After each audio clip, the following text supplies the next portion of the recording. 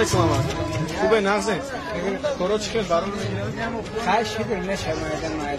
ما داریم بزرگ. بله. نه خورا چیکار؟ ها که نخونه و برادر هر خیلی که حضور باور کنه همین ماه شریف رمضان ماه اپریل میشه نخونه و میخیزه مردم هم جوری حالا چی میخیزه؟ شما شما خودتون چند سال کار میکنین میرسونه برای مثلا روزگاری تامین؟ نه پیش کجا کار میکردین؟ چند سال آیلیک میگیرین پنسیون میدین؟ من پیش خودم ارگان بودم شکده نوی شمانسل کار میکردم حاضر پنسیونی نفقه عربا میکشم نفقه نمیرسونه ارگان